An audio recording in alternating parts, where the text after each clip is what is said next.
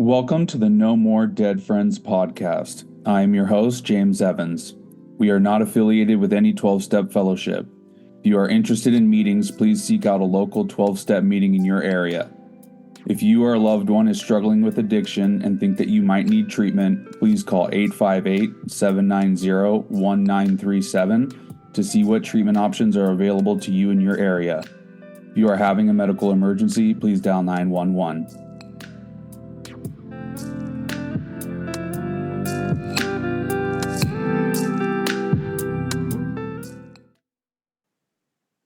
All right, everybody, welcome to another episode of the Daily Dose here on the No More Dead Friends podcast. I'm your host, James Evans.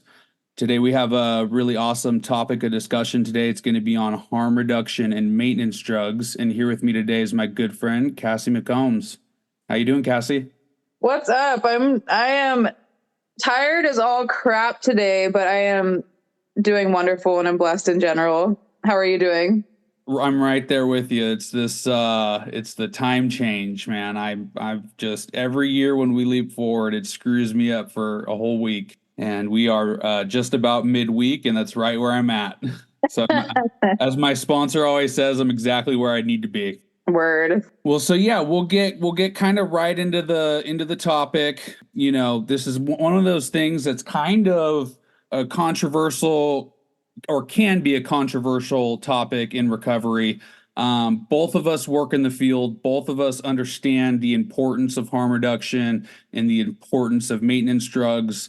I'm sure there's going to be plenty of listeners who either don't understand the importance of it, they're looking for some education on it, or they just don't really know much about it. So they're just kind of tuning in to just hear about it, right? So, first, really quick, just kind of do a little self-intro, talk about kind of like what you do in the field and what you do is in relation to harm reduction. Yeah, so actually, where I work now is specific to, so it's OUD or MOUD. So it's actually opiate use disorder specific. I've worked in different parts of the field, ranging from detox to residential to PHP. Managing sober living. But this is specific to opiate use disorder, or MAT. So medication assisted therapy. So with that, we offer like a variety of different medications as well as counseling, which a lot of people don't know that our clients attending also are, I want to use the word dedicated. Some are dedicated, some are feel forced, but there are a lot of people who really enjoy the counseling aspect of what we do. For sure. And I'm sure you guys have to, you got to meet people where they're at, right? So the detox and the treatment center that I work at, our motto is we meet people where they're at. And I'm sure there's plenty of people who are going in for maintenance drugs who are just trying to get by, and that's where they're at. And then I'm sure there's the people who are honestly trying to better themselves and move forward. And so they're going to be a little bit more hungry and into it and invested. It's just like that everywhere in recovery, whether it's in the rooms or in treatment, at IOP, at detox, whatever. Everybody's going to be at different levels of willingness, and we got to meet people where they're at. We got to plant the seed when we can, and we got to just do what we can in our little corner of this fight and just try and help everybody who we can. I'm glad you say that, actually. I was just going to say, because there's a lot of like separation I feel that people place, or it's like a kind of like a juxtaposition of like, here's abstinence-based, detox, residential, and other levels of care. And then here's MAT outpatient. And there's like so much so many lines of separation when there's in fact so much in common between the two. That like when I first started working in this like segment of the field, I get a lot of comments like, well, that's different. And I thought, well, yeah, it's a little different, but is it really that different at the end of the day? So there's a lot in common across the board. For sure. And in my opinion, everybody's end goal should be at, total abstinence. That might not be everybody's end goal right now. It wasn't my end goal when I was driving to treatment for the first time. I thought I was just going to do other drugs and I'd be able to drink and smoke weed like a normal person. But eventually it became the end goal. And so, with these maintenance drugs, I really believe that those are stepping stones and tools that are, in place for people to use where they're at that time. Yeah. The goal is not to be on methadone or Suboxone for the rest of your life, Right. but to get on it for a period of time to where you're not smoking fentanyl, you're not shooting heroin. And Right. so really just so the listeners who have zero understanding of any of this, what exactly is harm reduction and why is it so important? That's a great question. So harm reduction as it applies to drugs, drug use and addiction.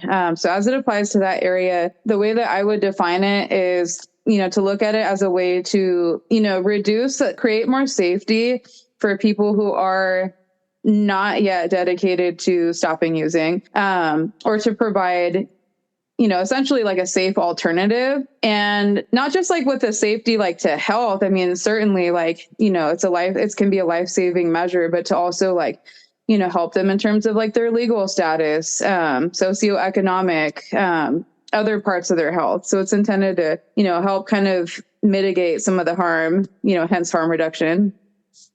Exactly. And there's a wide range of it. So it can be like what we were already discussing with somebody who's they have the willingness to stop doing what Mhm. they're doing, so they're going to be looking for a substitute for a period of time, like Suboxone, like Vivitrol, like methadone, something that's going to be that stepping stone for them or that safety net while they try and get to that place of abstinence. And Mhm.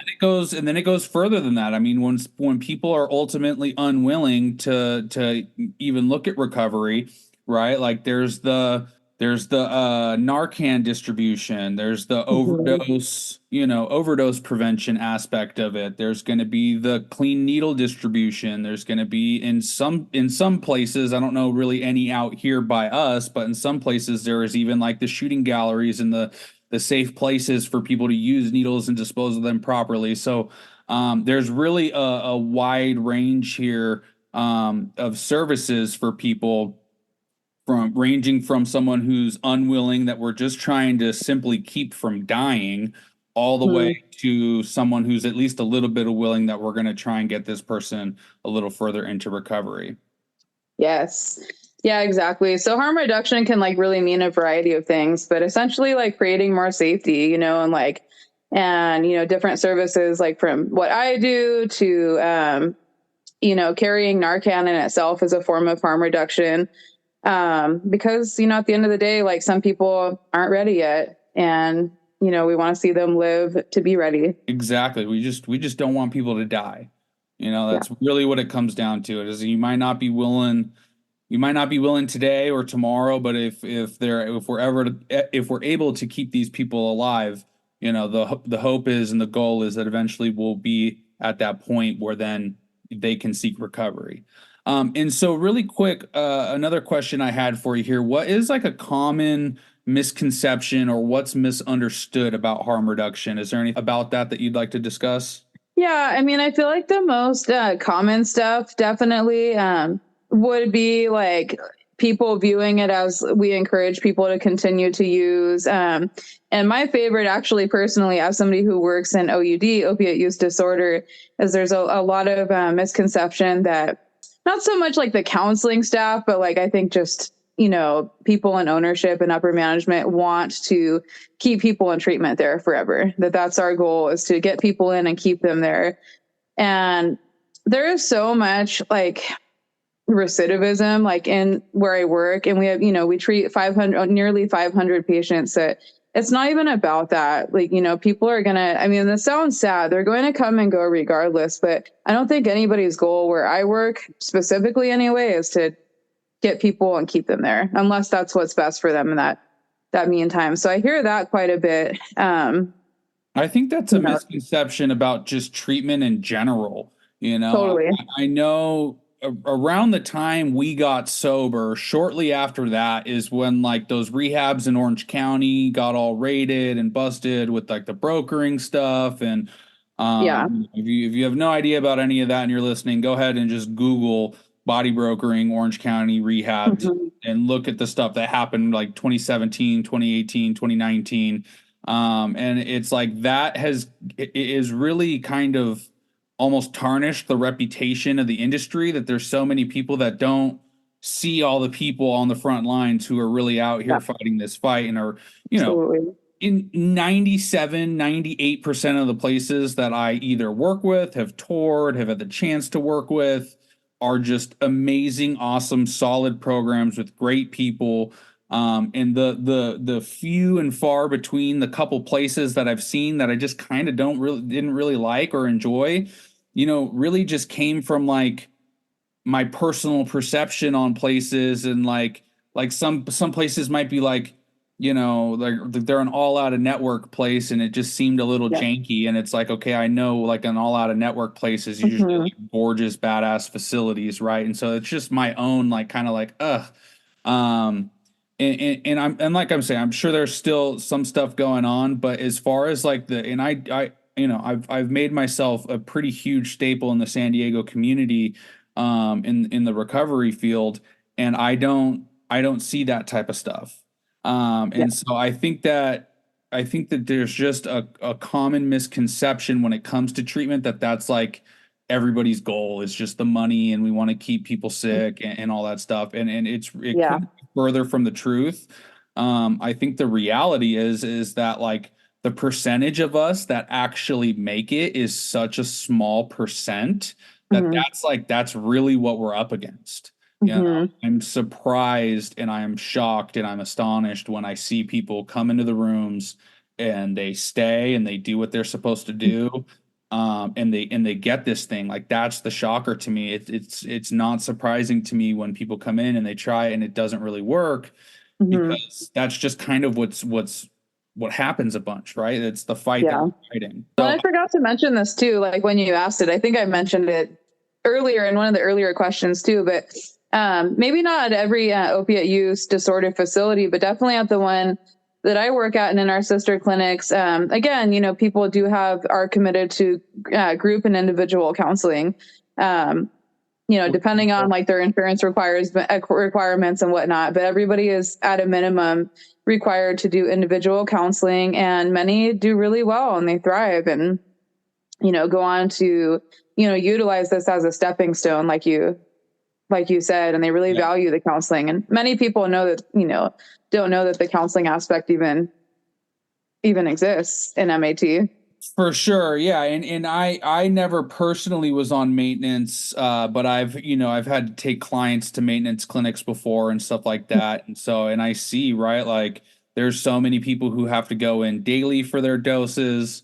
Mm-hmm. There's going to be the people who are trusted with a prescription. Mm-hmm. That's it's part of the deal. There is you check in, you drug test, you UA, you have your therapy session, and you do all the things that you need to do, and then you're able to get this, usually a prescription. Sometimes it's you have to go in for a daily dose, no pun intended. But that's that's Literally. one of the reasons for the name of the show there. Yeah. All right. And then, so really quick, what are some resources? We're both here in Southern California, so I don't expect you to really have a roadmap for anybody who could be listening anywhere. But what are some resources for people here in Southern California who are interested in like overdose prevention? Like, where is like the Narcan distribution going on? Where are some places that people can go to get them some help, for whether it's a parent who's got a child who they know is using either fentanyl or opiates, or somebody's loved one, or somebody themselves who might be listening who is still using, who just doesn't know where these resources are. Yeah, absolutely. I feel like living in Riverside County, I geared a lot of, I had written down some stuff because I didn't want to miss anything. I feel like I geared a lot of it to this county, but there are a couple neighboring counties too. So I guess I did kind of hit SoCal. So the first one I have here is Inland Empire Harm Reduction, so appropriately named, and they have a naloxone hotline, and I'm going to try to say the phone number slowly because I don't have the link written down here, but it's 951-446-0911. 8483. And then they have a second phone number, which is 951-364-5311. And, I'm sure if you just Google IEHR naloxone hotline, that'll come up as well. Of course, endoverdose.net. We love them, because they're, I want to say global, but definitely could be. I mean, at least national. And, anybody can sign up for a training and receive their kit. So we love them. And then we have a New Path Narcan Project. This is in San Diego, actually all over San Diego. And it's New Path Narcan Project. And so that's the name of the organization. And you can reach out to April at anewpath.org. And they organize trainings and distribution. And I believe they give out fentanyl test strips as well. Yeah, and the fentanyl test strips, that's another thing too that's huge with so many things, with people who are, either knowingly or unknowingly buying the pressed pills, or sadly, even people who are picking up, stimulants and white powders and stuff, and fentanyl's finding its way into everything.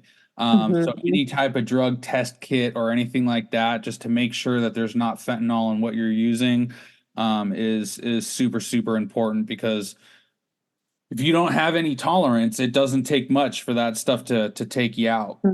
Absolutely. So super important. And I'm glad you mentioned that, because there's a lot of talk about that too, about that's something I talk to my clients a lot about, because they talk a lot about, and I, as their counselor, like, I know that they want me to be proud of them. And I am, when they tell me, hey, Cass, I went 3 days without using this week. And that's huge. Like, any of us who have, walked this path, we know that 3 days, those 3 days are the hardest, right? And so as much as I'm proud of them, I'm scared for them, because I tell them, these tolerance breaks are no joke, right? And we don't know which analog or type of fentanyl you're going to end up getting, and we can string along just like it was with heroin for a long time, and not having, not have a lethal overdose get reversed 100 times, and then have that one tolerance break be the one, be the last time.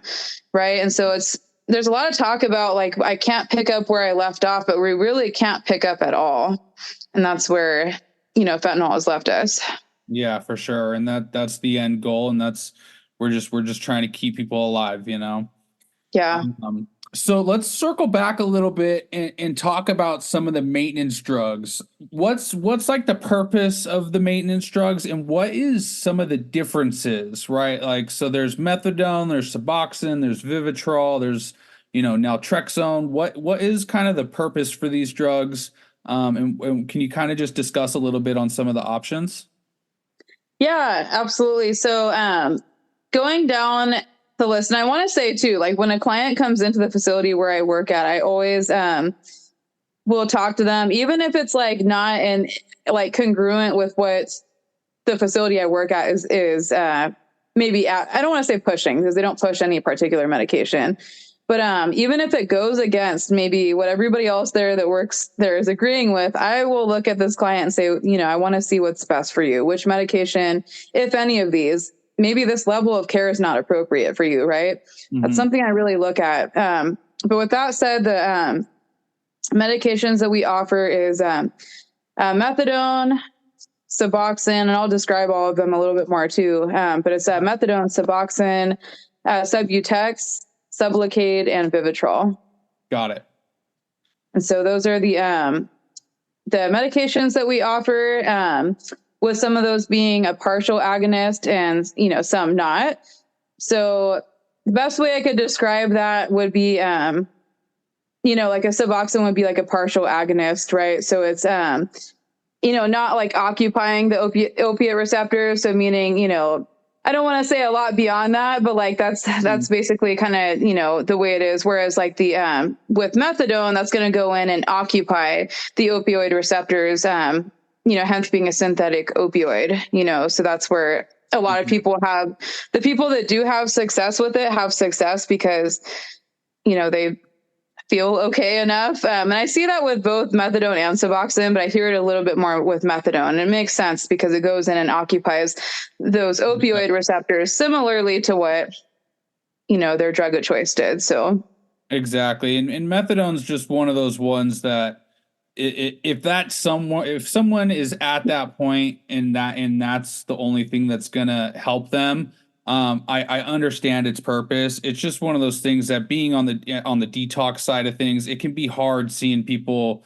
come in and they end up on 120 milligrams a day or something, and it's just like it's such a brutal yeah, transition from that to abstinence, or from that to just getting off of it and to be anywhere else. I yeah, personally,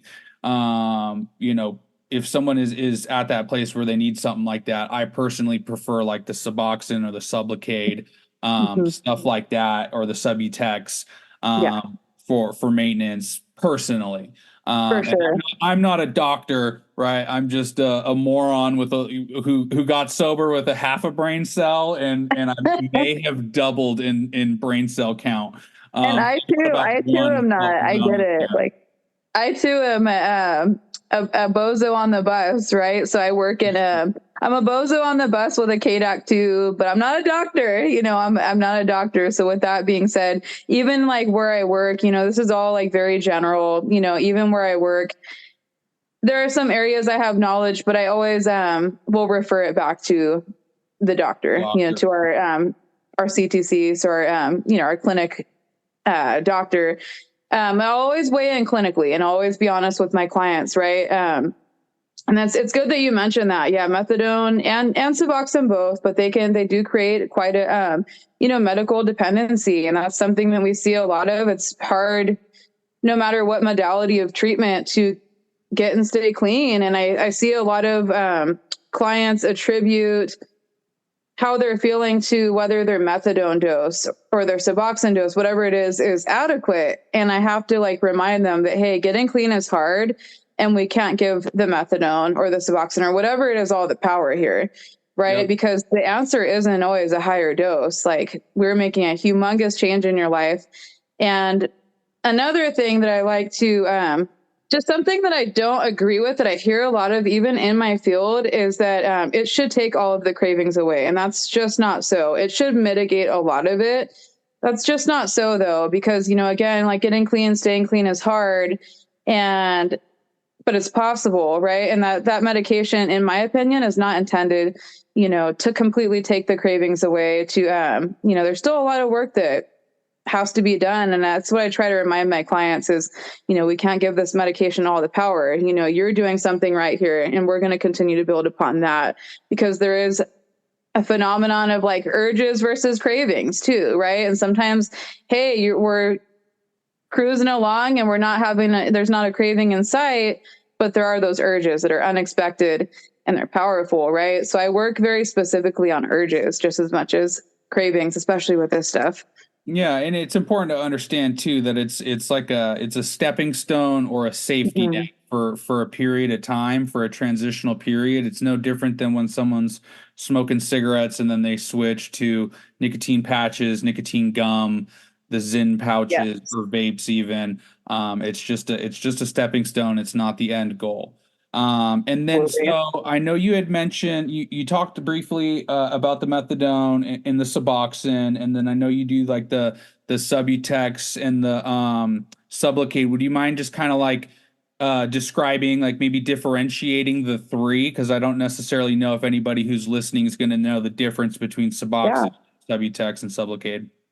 absolutely. Yeah. So with our Suboxone, it's going to be a combination, like a compound of the naloxone and buprenorphine. And then our Subutex doesn't have that. The purpose of like the Subutex, like in the clinical sense, like where I work, is we don't give it out as a prescription, right? So we want to like establish trust with the client before doling out a prescription, because we might not see them again, and Mhm. we want to stay close with them, especially in the beginning.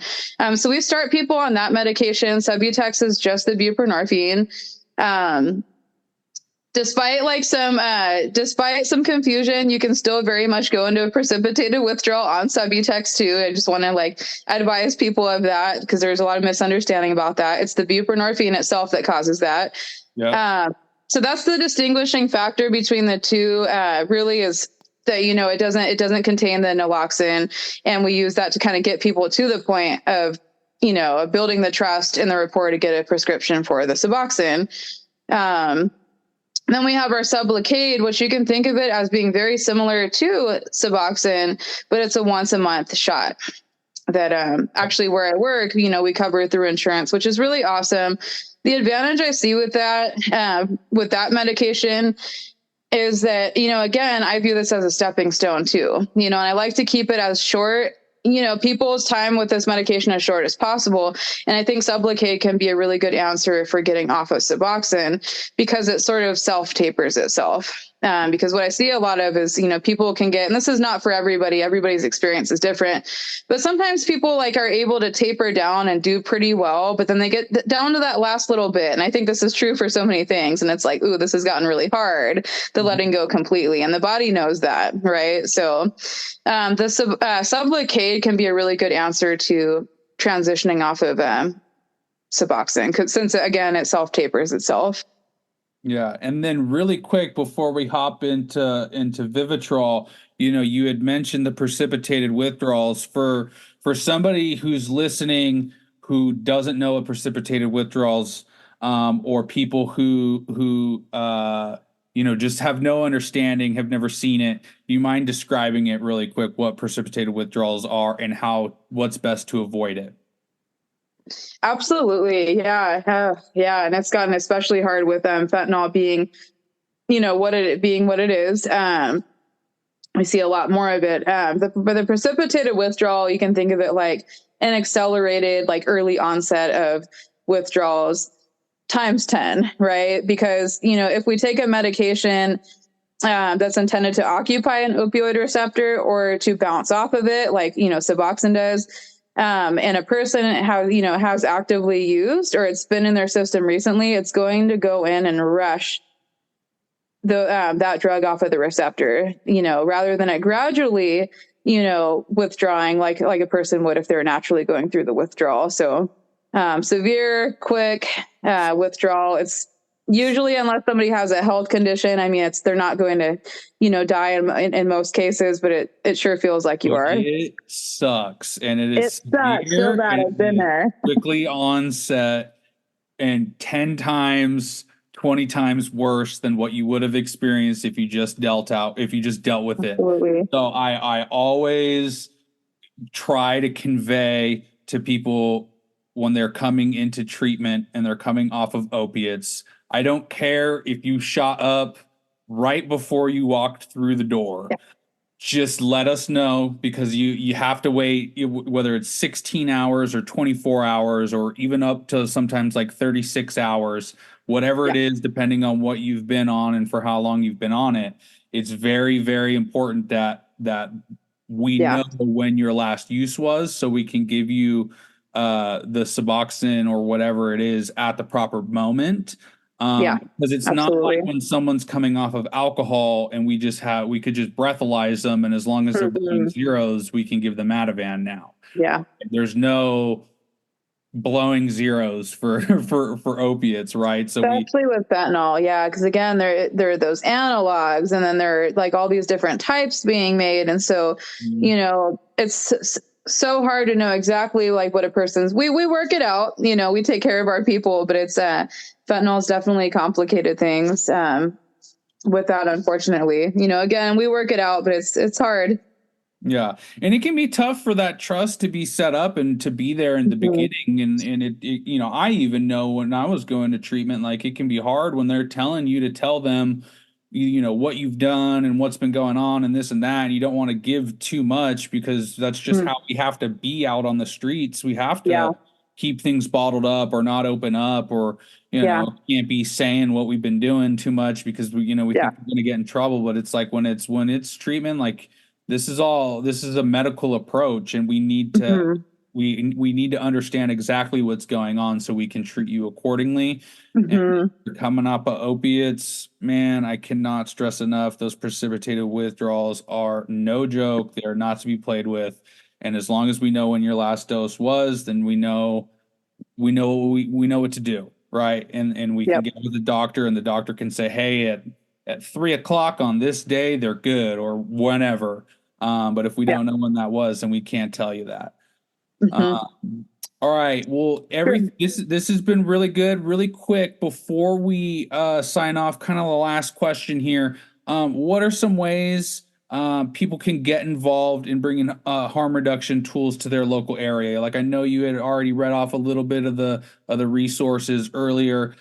How are people? I know there's some people that are going out there and they're doing the distribution, or they're going bringing stuff down to the communities in San Diego or even out here in Riverside. Like, how can people get involved in their local area to really try and get on the front lines of this fight? Yeah, absolutely. So, the biggest thing for starters is staying strapped. And when I say that, I mean with Narcan, right? So staying with two of those at a minimum, the more the merrier. Whether that person knows somebody who uses or not. We never know what we'll come across. I actually have a few things. Bear with me because I'm on the Zoom, so I'm going to minimize it so I can pull up a couple. You're good. Resources here. So actually, again, a lot of these, like living in Riverside County, a couple of these are geared toward that. So this is actually a poisoning and overdose awareness 5K walk. If you didn't want to do, the 5K walk, I'm sure that you don't have to. But we have a few different dates. This is to bring awareness, to celebrate the life of maybe a loved one who was lost. But we have a few dates here. It's March 27th in Palm Desert. And then we have April 27th here in Murrieta, which is the area I live in. So Murrieta, Temecula area. And then April 13th is in Riverside. So if you go to ruhealth.org/events, that should come up. Again, that's ruhealth.org/events. You'll see that there, and there's going to be guest speakers, a lunch provided, the 5K walk, like I talked about, and resources. Awesome. So get the resources so you can give the resources. In Corona on Saturday, April 6th, we have a first annual event called Fentanyl Kills, and that's a remembrance walk and a resource fair as well. So again, that's in Corona. It looks like they're going to be giving out Narcan test strips, free haircuts, which that's amazing, food, drinks, guest speakers, and blessing bags. They have some resources actually for detox and rehab intakes same day. And there's a phone number here, 951-741-8936. Again, that's 951-741-8936. If you're looking to get involved with that. Amazing. Well, awesome. This has been a super, super informative, awesome episode. I really, really appreciate your time. Basically with that, we're going to go ahead and we're going to wrap things up. Just wanted to once again, seriously, thank you for everything that you do in and out of the rooms. You're super awesome. And we've been doing a lot of work together the last few years, and we're going to continue to trudge together for sure. Absolutely. Yeah. Thank you for having me. And, it's taken on new meaning for me to say, I hope that, you're able to, and I know you already are and will continue to reach people, but it's taken on new meaning for me to, the idea of even just reaching one person. We hear it all the time, but gosh, it's the truth, so I thank you for doing what you do here as well. Yeah. Thank you for having me. Of course. Right on, Cassie. Well, I appreciate your time once again. I'll be talking with you soon. All right. Sounds good. Talk to you later. Thank you. Thank you for listening to the No More Dead Friends podcast. I'm your host, James Evans. We are not affiliated with any 12-step fellowship. If you are interested in meetings, please seek out a local 12-step meeting in your area. If you or a loved one is struggling with addiction and think that you might need treatment, please call 858-790-1937 to see what treatment options are available to you in your area. If you are having a medical emergency, please dial 911. For information about our clothing line, please go to nomoredeadfriends.etsy.com. The No More Dead Friends podcast is made for educational, promotional, and entertainment purposes. It is essential to understand that the topics discussed in this podcast are based on general knowledge and are not to be considered as professional treatment advice. Please consult with qualified medical professionals before making any decisions or taking any actions based on the information in this podcast.